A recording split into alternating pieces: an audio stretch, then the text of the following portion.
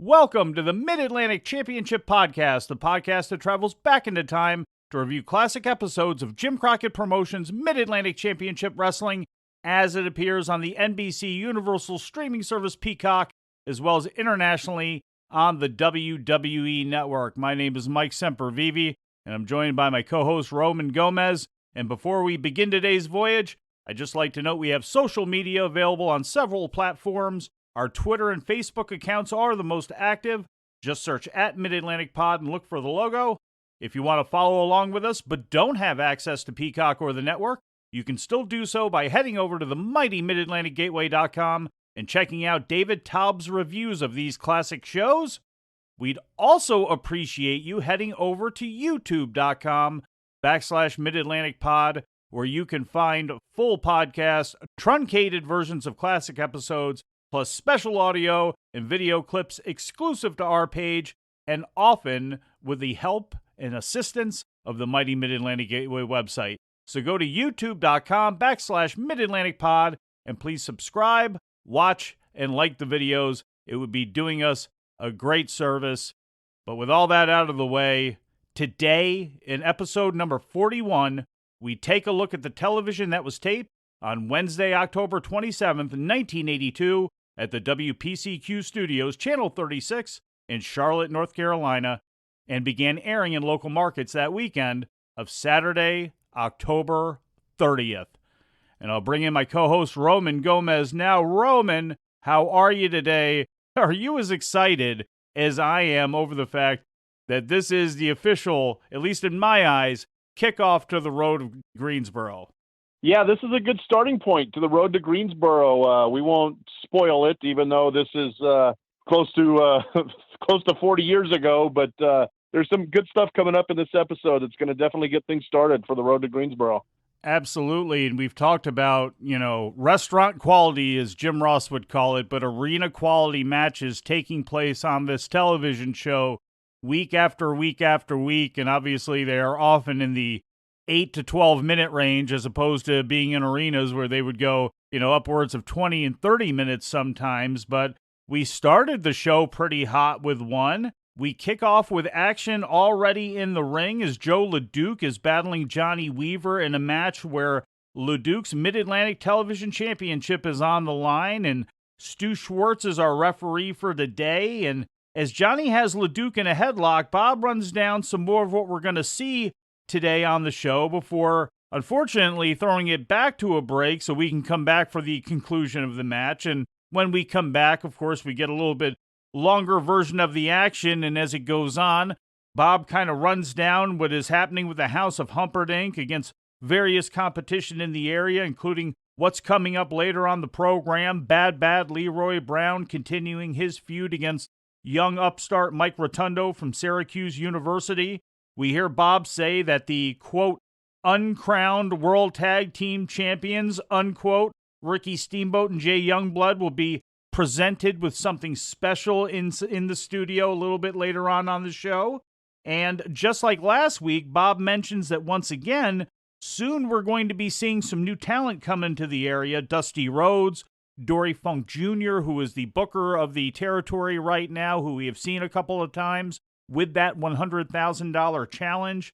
Sweet Brown Sugar, who, a little foreshadowing there and a little bit of a giveaway, he will be factored into that $100,000 challenge of Dory Funk Jr. coming up very soon. And we also got a new name inserted into the mix.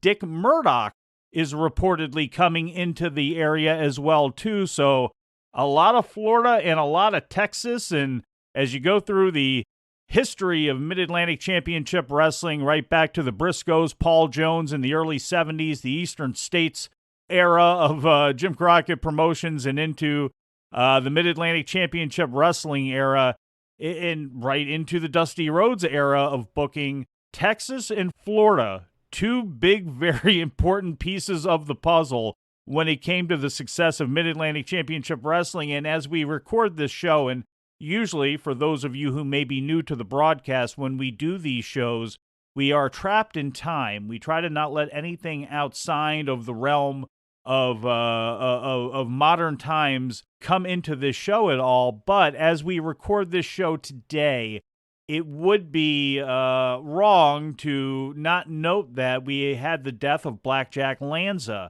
And when the plane crash happened in Charlotte, where, we almost lost Ric Flair and Johnny Valentine was badly injured, and Bob Ruggers and Tim Woods and David Crockett and the pilot passing away. At that time, when those gentlemen were lost, Blackjack Mulligan was tabbed to come into the area.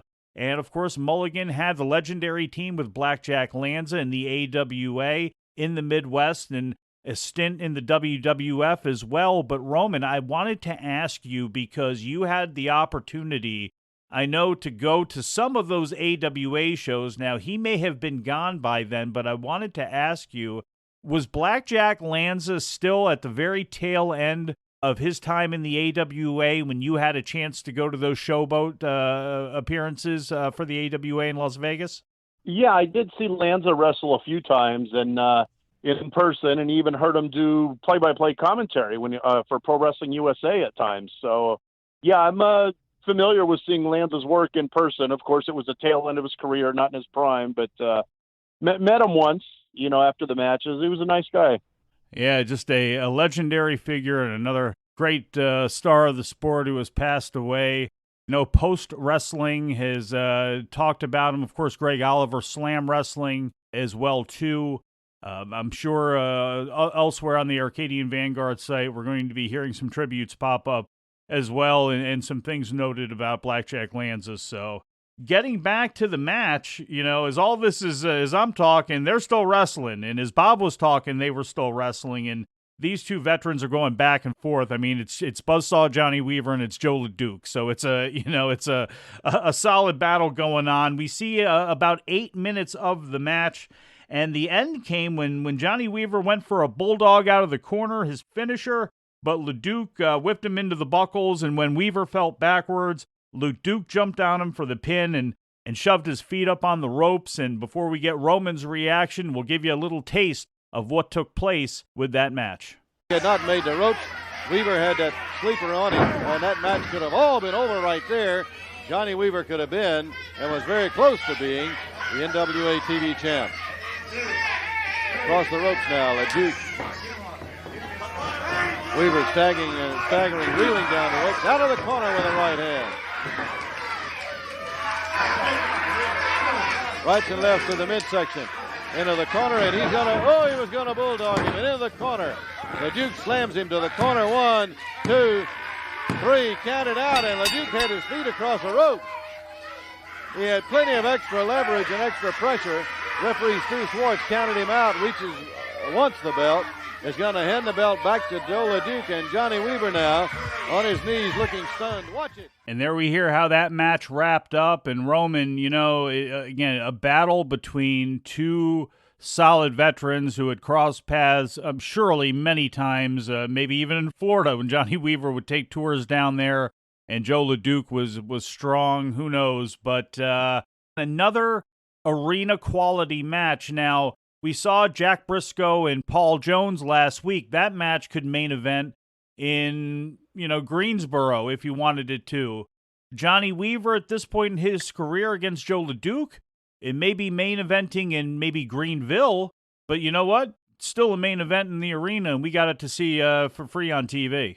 Yeah, and it was weird for those of you that have been following along to actually see LeDuc on the defensive. Normally he's been running roughshod over everybody. So against a high-quality opponent like Weaver, it was nice to see LeDuc do a little selling. But the finish kind of disturbed me a little bit in the fact that it was clear as a bell that Weaver could have lifted his shoulder. LeDuc had his foot on the ropes, and there was nothing to prevent Weaver from lifting his shoulder. And when I saw that, I was like, but I mean, I know it's wrestling and he had to do what he was told, but it just didn't look real believable knowing that he could have easily lifted his shoulder.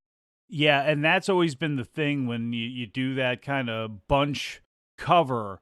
If you don't have an angle on your opponent, if you're not doing something that looks like you're actually pressing the man's shoulders to the mat, it's tough. And that's, when you have your feet on the ropes, that's supposed to enhance that effect. And unfortunately, whether it be Weaver, whether it just be happenstance, no matter what it was, it didn't look pretty. You're absolutely right about that. But bottom line is LeDuc gets the victory there. And as all that goes down, we end up going to break again. And when we come back, number one, Paul Jones is standing there with Bob at the desk. And right as Jones begins to speak, NWA official Sandy Scott comes out and says he was watching the match. And while he can't overturn the referee's decision, one thing he can do is order LeDuc back into the ring to wrestle. And what a surprise, this does not make the House of Humperdink very happy. Well, fans, just a moment ago, you saw a championship match and a champion, the NWA TV champ. Here is the new Mid-Atlantic champ, none other than Paul Jones. Paul? Well, that's right, Bob. You know, Jack Brisco. Here comes Sandy Scott. Yes, Bob, I was watching what happened in that match there where LeDuc had his feet on the ropes with the match with Johnny Weaver. Being a National Wrestling Alliance official, I cannot change the decision. We have it on film. And what I can do, though, is I can get your man to get back into the ring and wrestle. Johnny, get back into the ring, please. Oh, wait a minute. We're not going to wrestle again. We beat this guy once, and that's all it's going to take, all right? Anyway, let me just tell you what a great title defense. Don't put your hands on me, Mr. Scott. This is the champion right here. This is the champion right here. He doesn't have to do what anybody tells him to do. Who is this guy right here? You know what the NWA means to me? Hey, don't put your hands. All right, and Sandy Scott, our NWA official, shoved around here. Hands on me. We won the belt. We got the belt, and that's all it is. That's all it is. Come on. Who in the world? Who in the world does Sandy Scott think he is? Come out here and start demanding this, demanding that. He doesn't push Humperdink around. He doesn't tell Joe LeDuc what to do. Joe LeDuc is his own man. And Sandy Scott thinks he's going to pull rank and he's going to get this done, that done. Well, I tell you what, the people out here may believe it, but I don't believe it. Humperdink don't believe it. And for sure, Joe LeDuc doesn't believe it. And let me tell you something else. Weaver's got another thing coming, too. Weaver thinks he knows somebody, but he's going to find out, too, that you don't push the House of Humperdink around.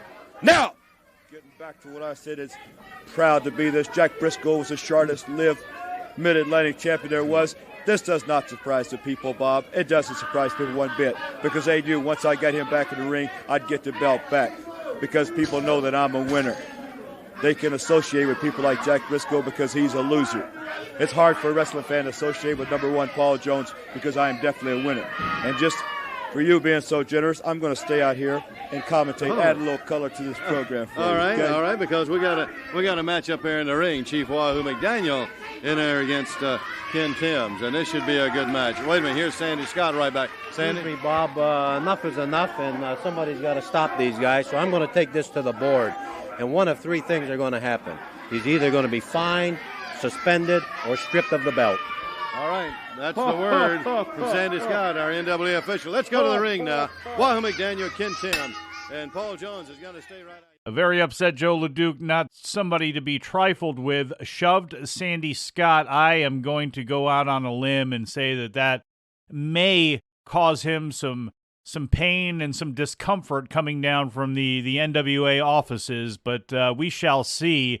A very upset Joe LeDuc who wants to cause harm to Jimmy Valiant, who ripped up Sir Oliver Humperdink's coat last week. Also notable here, Roman, as I went through the results last week after our show, Paul Jones, it wasn't the shortest reign in Mid-Atlantic Heavyweight Championship history. That actually goes to 2 reigns of Wahoo McDaniel. And believe it or not, a reign of Paul Jones way back in the early to mid-'70s, there around 75 or so, 76, when those went down. But a very short reign for Jack Brisco, only 15 days here before Paul Jones won the Mid-Atlantic Championship back on November 2nd in Raleigh. Interesting, this is Paul Jones' last reign as a champion in his storied career with Mid-Atlantic Championship Wrestling. He would lose the belt coming up down the line here, but Roman, he's got it back for right now.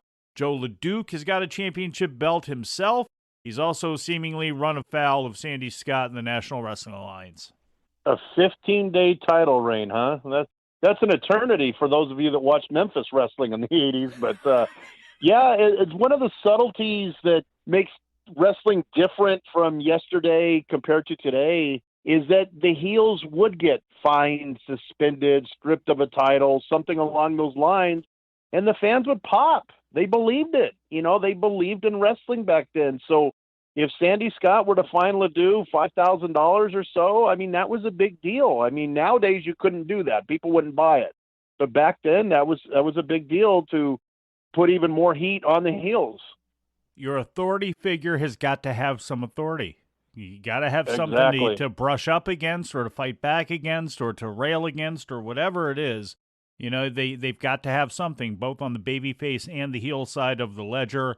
We definitely go back to the babyface side of the ledger when we get back into the ring as United States Heavyweight Champion Wahoo McDaniel. This is almost a unprecedented level of success for Wahoo right now, in the fact that he is holding a major championship and nobody has hurt him, has injured him. Greg Valentine and Ric Flair have certainly tried, but he's holding on to the belt for right now. He faces off against Ken Timms, again, another name. Ken Timms, Terry Taylor, Buddy Landell, all the names that we talked about and talk about over and over again of great enhancement talent in Mid-Atlantic Championship Wrestling in 1982. Wahoo defeats him in about 4 minutes and 34 seconds, delivers the chop to the head, the big falling chop, and that was pretty much that. Roman, any thoughts on it? No, this match was all Wahoo, and it went the way it should have went. We then get a in lieu of promo for everybody that was getting some localized promos about the action coming up in their town. Mike Rotundo was out there to do a little bit of practice with Bob Caudle. Cuts a promo on Leroy Brown and then finishes off it's about 2 minutes and 28 seconds for this interview. That's about the length of how long those breaks went for. And really, it kind of revolves around just Bob asking him about Brown's size and him being a street fighter and how that matches up with Rotundo's speed and technique. And you would figure after getting going for about 2.5 minutes, you would be ready to go. So when it got thrown back to the show proper and it was time for you to cut a very short promo before you got into the ring with your opponent, Leroy Brown, you would figure Mike Rotundo would be all ready to go for that, but that's not the case. We fade the black.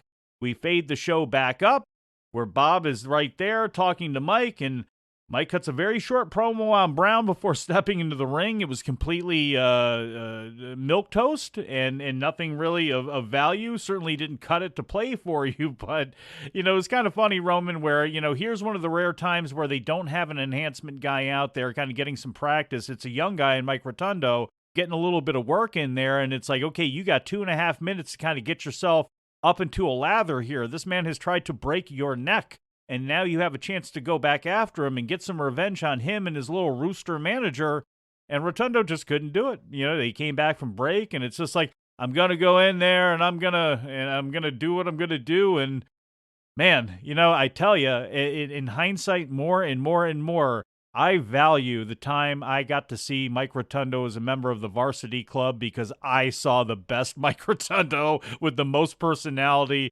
And when it comes out, that's when it is. It just, man, it's going to take a long way to get there, Roman. I hope we're still doing podcasts by the time we get to Mike Rotundo and the varsity club and get to see somewhat of an entertaining promo out of the man. I was already sleepy when I watched this promo, and this dang near put me out. And it's sad to say, but the highlight of this interview was when a fly landed on the face of Mike Rotundo. That was the highlight. And there's no truth to the rumor that the fly committed suicide after listening to this interview. It just, no, yeah, because a lot of people thought that it did, but it wasn't true. It fell asleep and hit the floor. And it was just, that's, and it's, I know we do a lot of cojones busting, but it's amazing, and it shows you how good Mike Rotundo was as a wrestler, too. He's a big guy. He's one of those guys that everybody always talks about, Billy Gunn being a guy who's deceptively big, and Mike Rotundo was also deceptively big. For that era, not so much, but as we move on in wrestling and you see, how guys have gotten a lot smaller, Mike Rotundo's size and his wrestling skill is really, truly the thing that carried him, and obviously his family relations marrying into the Wyndhams. and having Dory Funk Jr. be one of your big advocates, obviously that helped his cause, but his in-ring work was really great, and that obviously evolved, but unfortunately the personality really never did, and the interviews certainly never did either. But Mike Rotundo and Leroy Brown finally get to going, and going to play a little bit of audio here. Leroy Brown had gotten a 2 with a big slam and an elbow on Mike Rotundo, and Brown then picked him up to deliver a back elbow, but Rotundo ducked it. Scoop Brown up for the airplane spin, which was a very impressive visual to obviously see a guy the size of Leroy Brown up there getting spun around by Mike Rotundo. But immediately, Sir Oliver Humperdink grabbed Leroy Brown's arms, and Stu Schwartz, who's the referee of the day, pushes him off, but he does not call for the bell, which was a little bit frustrating there, but okay, it's understandable. Humperdink didn't actually interfere with Rotundo. He did, grab Brown's hands, but he was able to break that. But unfortunately, from there it gets a little bit more confusing, and it seems like some spots kind of got confused because Leroy drags him over to the ropes. He drops him over with a hot shot. He pile drives him. He turns to leave. Then he comes back and does almost literally like a half-ass pile driver to Rotundo, and he shoves the ref, and then finally that's when we get the bell. And Roman, it was really very sloppy, and I'm going to play the end for people, so hopefully they, it's cleared up a little bit more, but I don't know what exactly got screwed up there, but it seemed like maybe it was Brown who, mistimed the spots and kind of screwed everything up.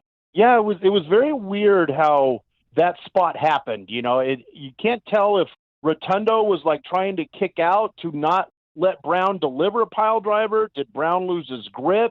Rotundo ended up landing on his knees and not on his head. It just came off real sloppy. But, we've knocked Rotundo, about his interviews, but the way he wrestled this match was kind of impressive. He did a lot of taking Brown down to the canvas, which neutralizes his size and strength. And then he worked on the leg. There was a story being told. He worked on the leg on Brown a lot, but the bad thing was that Brown didn't sell the leg when he was on offense, which kind of negated what Rotundo did. But there's one spot in the match, Mike, where Mike Rotundo did a Indian Deathlock into a back bridge and was laying on his neck, and just the torque he put, it was just very impressive to see. And, I thought Rotundo actually did a good job in this match with some of the moves he did. And working with a guy like Brown, not exactly the easiest thing in the world, too. And as you mentioned, not exactly a selling machine here. The Ray Stevens, he is not. But, Rotundo, logical, smart wrestling. What do you do with a guy Brown's size? You got to rely on what got you to the dance, and that was your amateur wrestling. And he did a very good job with that. And the match went about 8.5 minutes before we got that ending. And one thing is for sure, we are going to see the continuation of this feud between Brown and Rotundo. I almost forgot. I'll go ahead and actually play the ending of that match actually here, so hopefully it's a little bit more clear to everybody than it is for me trying to explain it. High to the slam, and he's going to back off and come with the elbow right down across the chest. 1, 2, and kicking out. Just at the count of 2, he managed to kick out. Under the elbow, and here comes Rotundo. He's got him up in the airplane spin. And here comes, again, Sir Oliver Humperdink up to grab Rotundo by the arm. He grabbed Leroy Brown, and Rotundo again goes down. Humperdink, just as he had him up for the airplane spin, Brown's going to drop him now across the top rope. Again, Rotundo had him, and again, Sir Oliver Humperdink interfered. He's got him up for the pile driver again. Holding him high to the air, and down goes Rotundo again with a pile driver. Leroy Brown injured him. He hurt him with that before in the match.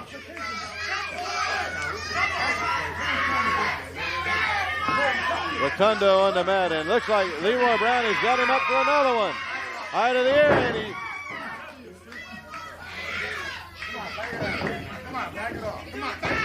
Pushing the referee back into the corner. Referee Stu Schwartz says, ring that bell. Here comes Leroy Brown. Here comes Humperdink in to hold the referee at bay. Drops him again across the rope. Humperdink kicking and stomping at him. And again Humperdink, and again interfering. And the referee says the winner on a disqualification is going to be Mike Rotundo, but Rotundo hurt again down on the mat. So Mike Rotundo's already injured neck, taking more of a beating from bad Leroy Brown right there, Roman. And anything you want to, do you want to put a bow on that match at all here? And before, what you got? Yeah, well, I had mentioned how Leroy Brown wasn't really selling, because Rotundo had worked on the leg for several minutes, and it was almost like Bob Caudle was understanding what I was thinking, because I was thinking to myself, like, gosh, he's not even going to sell. And right at that moment, Caudle covered for Leroy Brown by saying that he's so big and strong that you just can't keep him in pain for very long.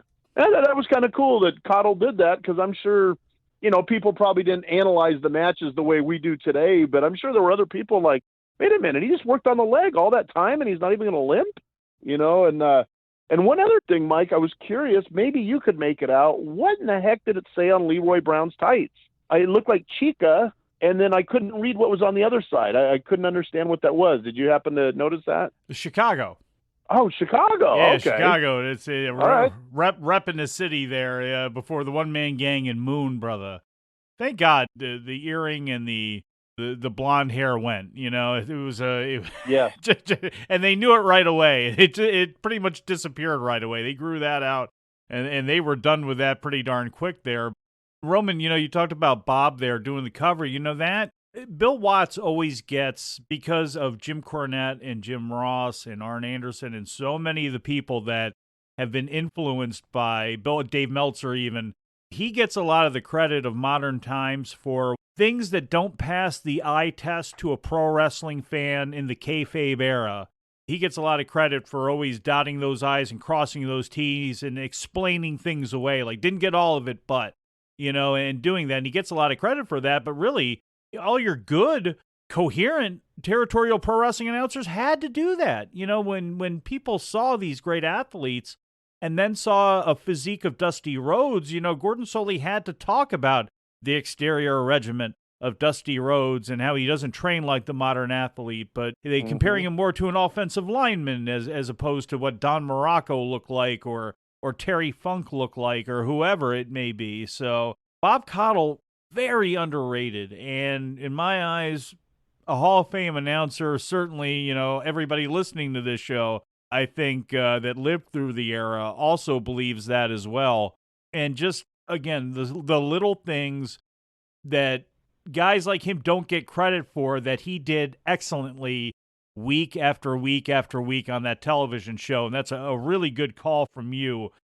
Coming up next, Jack Brisco, Wahoo McDaniel now join Bob to talk about some of the situations that they have been in. And Jack Brisco, obviously, what's been on his mind, Paul Jones, and getting back the Mid-Atlantic Heavyweight Championship. Wahoo McDaniel, Greg Valentine and Ric Flair, of course, and his new team with Roddy Piper to try to fend that duo off. During Wahoo's promo, we see clips from the VTR of October 17th of the match that went down between Flair and Piper in Greensboro, for which Wahoo and Valentine were also involved in. And then we get Jay Youngblood and Ricky Steamboat, who are presented a gift from Bob. So without any other further ado, here's this set of promos, which kicks off our road to Greensboro. Fans with us at ringside, Jack Brisco. Jack, already the fans have heard Paul Jones out here bragging about that Mid-Atlantic Championship belt. Well, I heard him back here. I was sitting back in the control room. I heard him out here bragging around about how great he is and the number one and all that. But I was standing right here in this very place last week holding that belt. But lightning got to me in the middle of the week. Paul Jones did defeat me for the belt. He did it by holding the tights. Well, I'm telling you, Paul Jones, I've had about enough of him, about enough of his actions. I'm ready to get him in here in the ring and then just end it once and for all. I want to find out once and for all, Jones, what kind of man you are. Put the belt up anywhere, I'll be willing to take it. All right, Jack, and I know the fans would love to see that right here. Of course, U.S. champ right here, Wahoo McDaniel. Wahoo. Well, a lot of things have been happening. Something happened last week, I'd like for the people to see in the Flair and Piper matches, and I'd like for them to see it. All right, here it is right here, Wahoo. You see right here. Right there, Valentine interfered in the match. And the people who paid the money, they wanted to come see Piper, they've got me down there. They just hit me with a chair. And There's Valentine and Flair both on you now. well, I went down there to try to help Piper, and as you can see, they got the best of me. I'm not going to say they didn't, but I'll tell you one thing: there'll be another time, another place, and it's not far off. You can believe it. So I'm going to tell you something, Valentine. You and Flair better get ready because it's real close. All right, fans. U.S. champ Wahoo McDaniel right here. Jay Youngblood, Rick Steamboat. Fellas, you know, a lot of people are calling you two now the uncrowned World Tag Team Champions. And a fan of yours sent us in a picture to that effect right here. Says the uncrowned World Champions right there. What about that? This is by Tommy Peterson. Right. Man, this is really a personal type of a gift right here. You know, ladies and gentlemen, we get a lot of fan mail, a lot of letters, but look at somebody like this. It takes their time. I guess it looks like you might be about 7 years old. Belt, right? Yeah, the World Belt. And he That's put right. down the uncrowned World Tag Team Champions. He's got me over here. Put a little bicep in there. Look at that. Got my red flower lady and your yellow All right, feathers now, hey, right there. maybe Now, you two guys can do at something this. about this uncrowned. What about that, well, Rick? you know, everybody knows that we've been on a hot trail of Sergeant Slaughter and Kernodle. Yeah, this is something really special. You know, Jason and I, like I said, we receive a lot of fan mail, but nothing like this where a young individual, a young fan takes time out to draw something like this. Jason, what would you I'm for it. Sure. You You know, do what? that would just be appropriate for this time that a young Tommy Peterson, Yeah. right here and now. What I just whispered to Jason. Do you? That's neat. We're going to give this gentleman, I'm going to give him my flowered lace. I'll tell This is you for what, you, brother. Tommy Peterson. Oh, well, Mr. Peterson, this is also yours, wherever you're at, brother. think of that? Isn't that something? All right. That took a lot. That took a lot of time, Bob.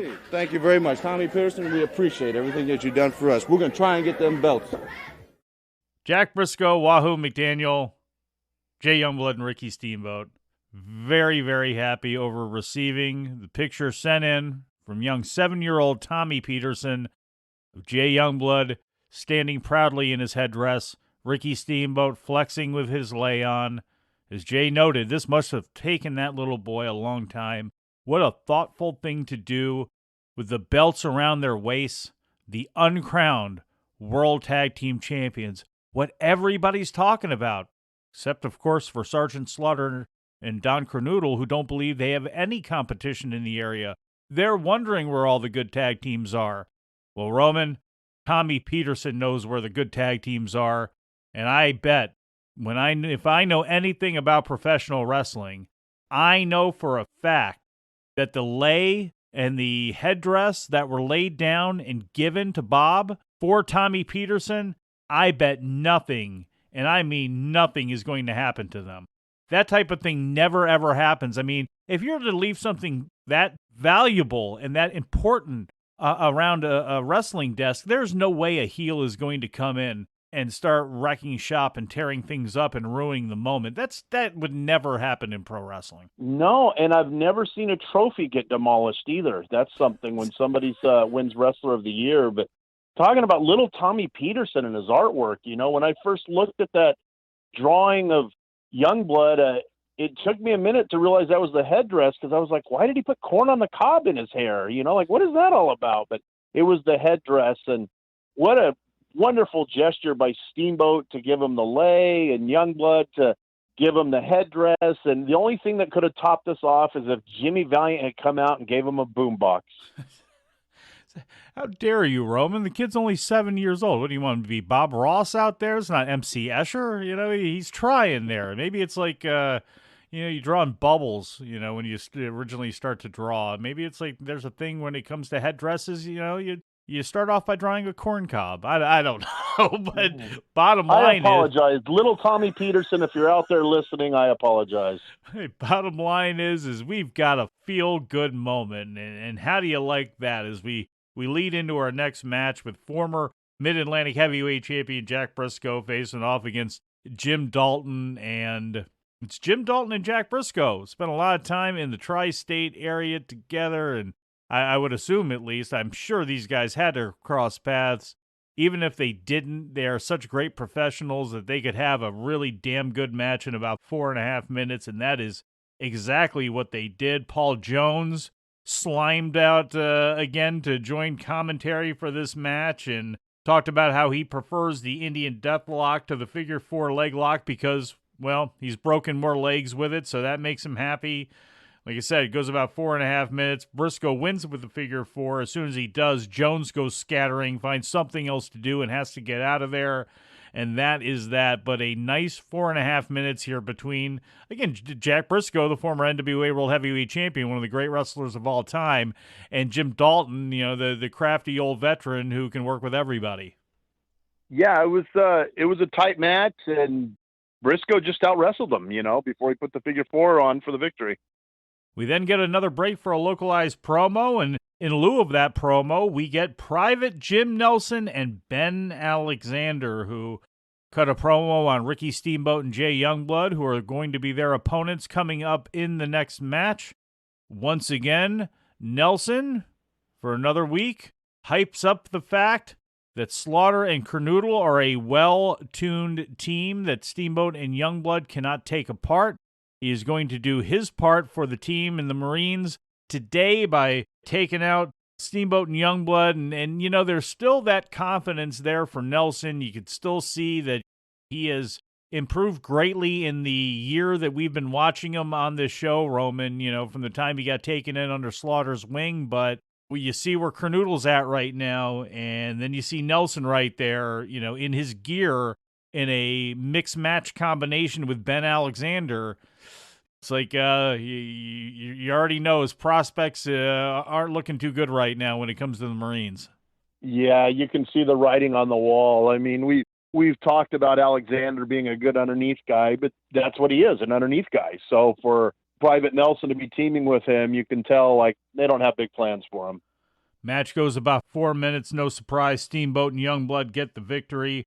Steamboat tagged in Youngblood, whipped Alexander into the ropes, and again, another example here of the teamwork of Steamboat and Youngblood and the fact that they were doing these spots, whereas so many old teams of the past that they would bump into, they wouldn't be doing this.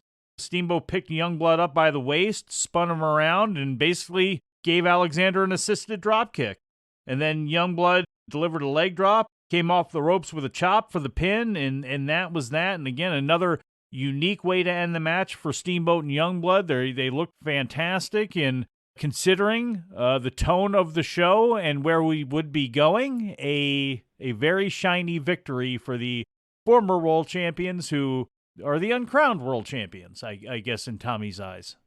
Yes, and Steamboat did something in this match that I've never seen before, and I think 99.9% of the wrestlers, if they tried this, it would have looked horrible. It did come off a little weird, but Steamboat made it look decent in the fact that Nelson and Alexander both bent over to do a double backdrop, and Steamboat executed a double sunset flip. He went and leaped over and double sunset flipped them, and I just like, wow, only Steamboat could make that look halfway decent. Any era. Doesn't matter what it is. Ricky Steamboat would have been a star. Would have been a star babyface, just absolutely an incredible, incredible worker. An incredible team they have going on. Incredible good feelings after all the stuff on this show today. Just everything is just going aces right now. Yeah, Leroy Brown's a jerk and Paul Jones is a jerk, but we just saw Jack Brisco. We know good things are going to happen there. We know great things can occur with Wahoo McDaniel, our U.S. champion, and Roddy Piper, this guy we hated so much. He's come around. Man, things are great. And then we have our last set of promos. Greg Valentine, Don Kernodle, and Sergeant Slaughter. And now Greg Valentine. Greg? You know something, Bob Cuddle? I am sick and tired. Now, this is the second time it's happened. Last week, he brought that bogus film out here. It's a doctored film. I hope none of the people believe it, because Wahoo McDaniel, you're nothing but a liar. That's right, you're nothing but a liar. Roddy Piper's a liar.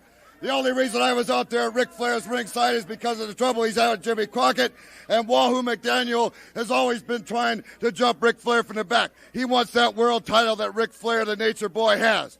Well, Wahoo McDaniel, you better start thinking about what title that you've got around your waist right now and thinking about keeping it. because I'm going to take that U.S. title, you understand? Don't worry about the world title that Ric Flair's got. I'm going to take your title. And don't bring any more doctored films out here, or I'll come out and break your leg right here on television. I am sick and tired of it. In fact, I'm going to go out and bring the true film out here and show all the fans the truth. Yes, that's exactly right. I'm anxious to see that too, fans, and I know you are. Well, we just saw, as we said, the uncrowned World Tag Team Champions. Here are the World Tag Team Champions, Don Kernodle, Sergeant Slaughter. That's exactly right, and we demand a little respect because we've been traveling all the world over, wrestling all the great tag teams. When we get here, where are they? Where are all the great teams? Where is Steamboat? Where is Youngblood? Where is McDaniels? Where is the Briscoes? Where is Valiant? Where is everyone? We thrive on competition, and that's what we want. You tell them about Sergeant Slaughter. That's right. You know, we have our wrestling gear on the limo right in front of the studio here, and we'd be more than pleased to go out there and wrestle somebody. We'd be pleased to be in this ring on television right now in front of all you magnet fans at wrestling and showing you our ability, because we know that when we go to any arena, we are now the highest paid athletes in this country. We are the highest paid men in professional wrestling because we are the World Tag Team Champions. That's what we are, and we're looking for some competition. Something like Ricky Steamboat and Youngblood. Wait a minute, Valentine. Oh, that belongs to Rick Steamboat. That belongs to Rick Steamboat and Jay Youngblood. Would you shut up for a minute? I just found something that the cleaning lady forgot to throw out. What is this? What is this? The uncrowned World Tag Team Champions? You got to be kidding me. That's a joke. That's a joke. That's the biggest joke I've ever seen. What an artist. You know, Tommy Peterson. You call them the uncrowned champions. You know, he didn't do a bad job of artwork here. It looks a little bit like Youngblood. You know, it kind of smells like wild rice. It does look like Ricky Steamboat. Look at the one muscle there.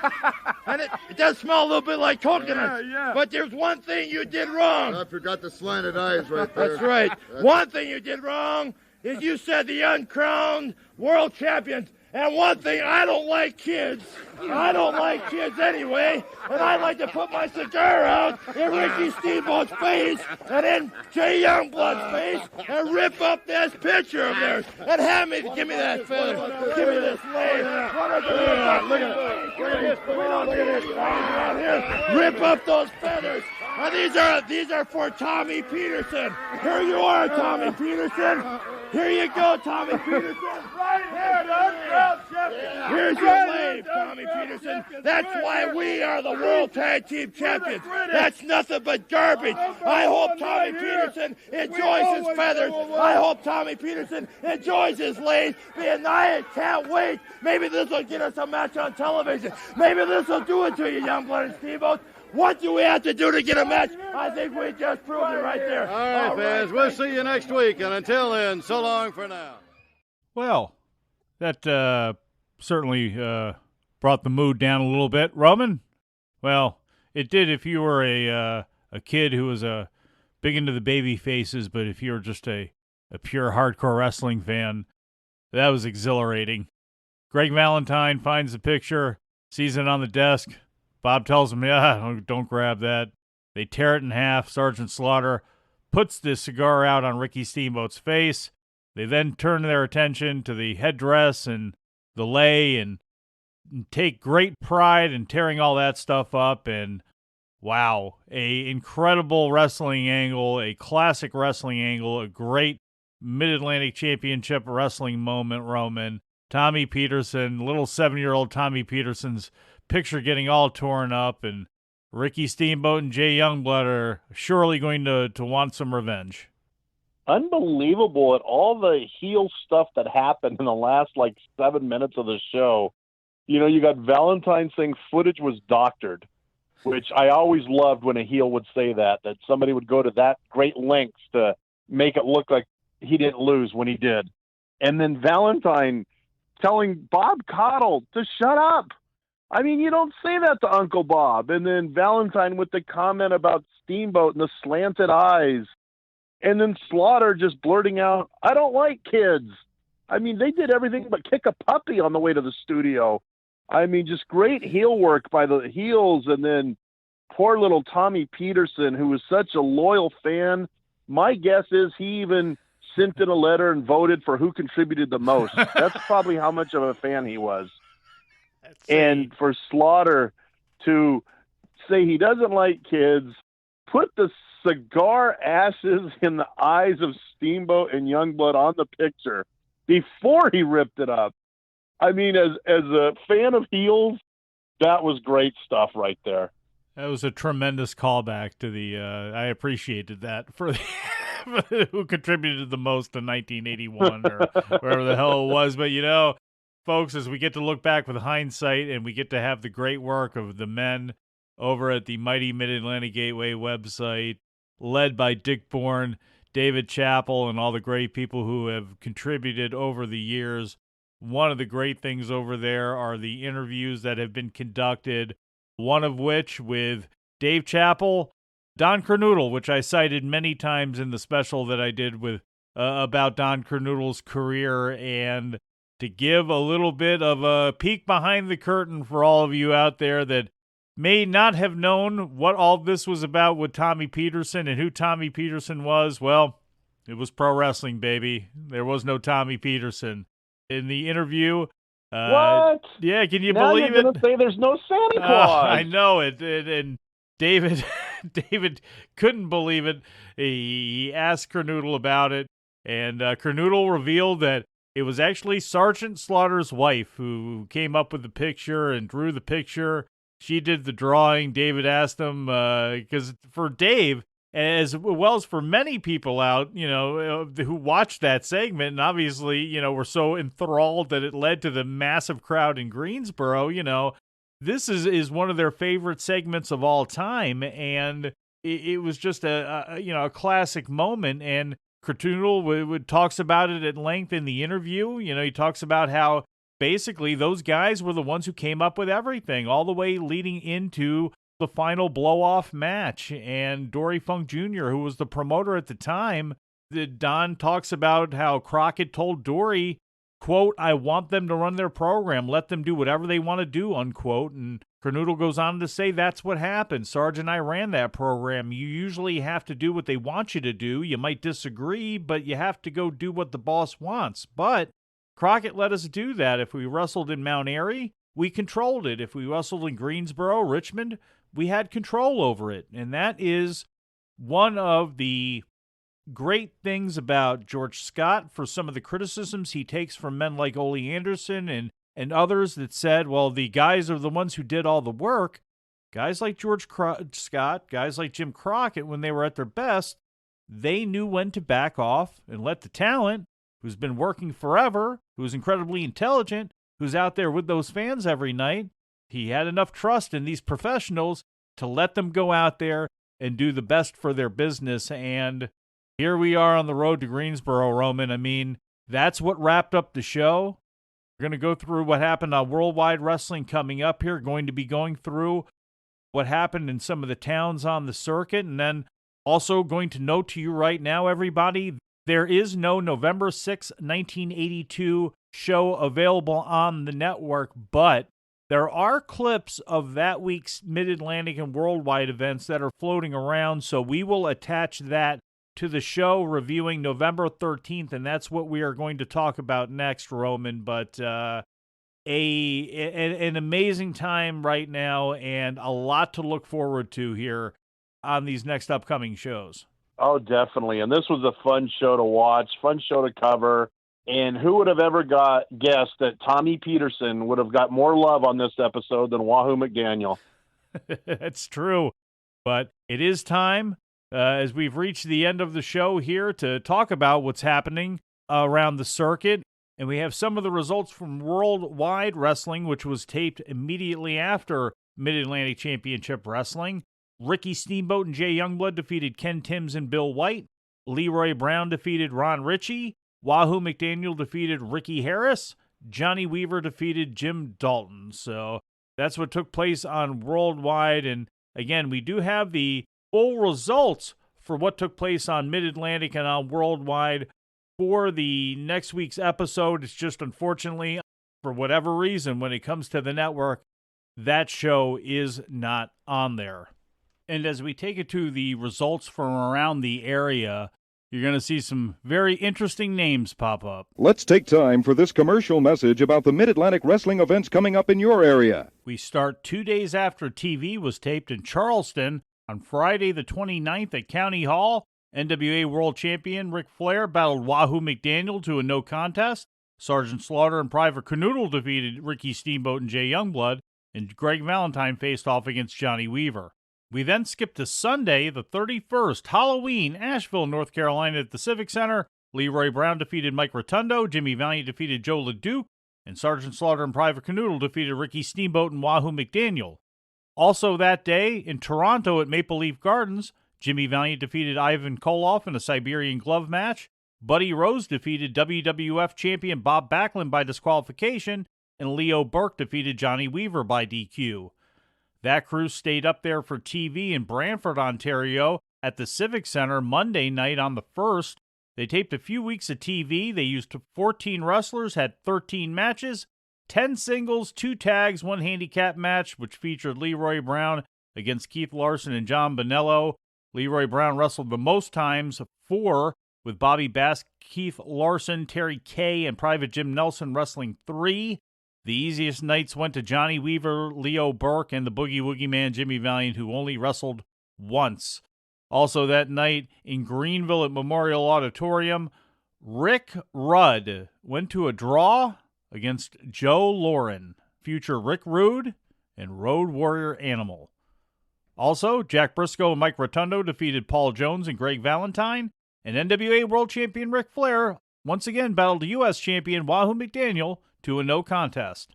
On Tuesday night in Raleigh on the 2nd at the Civic Center, Paul Jones defeated Jack Brisco, and Jimmy Valiant and Mike Rotundo defeated Greg Valentine and Sir Oliver Humperdink. Also that night in Columbia, South Carolina, Ric Flair defeated Wahoo McDaniel, Jerry Brisco defeated Joe LeDuc, and Joe Lauren defeated Rick Rudd.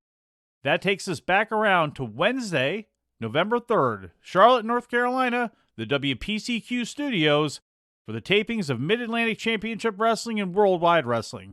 And as we mentioned, the November 6th edition is not available on the network, so any clips we have that we find from this week in history, we will play on the November 13th, 1982 edition of the show. And here's the WWE Network preview of that event. The Briscoes partnered with Jimmy Valiant in a 6-man match, and Roddy Piper is in action. I have a feeling we're going to get a lot more action than that. And as I mentioned earlier on, if you like this show and would like to connect with it more, I invite you to follow us across our many forms of social media, especially on Twitter. Just search at MidAtlanticPod. We would also really appreciate you following us on YouTube, youtube.com/MidAtlanticPod.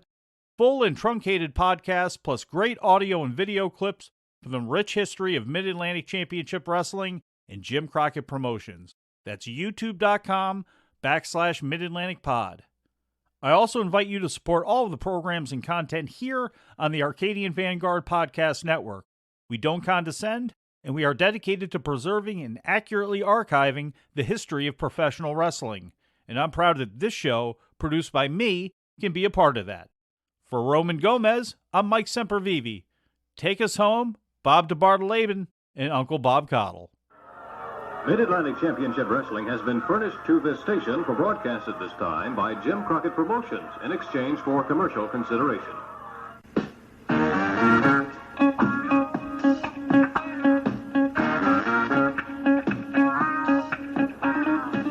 Fans, next week on Mid-Atlantic Championship Wrestling, Bobo Brazil and the Mighty Igor against Charlie Fulton and Tony Russo. Mr. Wrestling will take on Larry Sharp. Paul Jones and Wahoo McDaniel against Kim Duck and Ricky Ferrara. Superstar and the Russian Stauber against Francisco Flores and Steve Kovacs.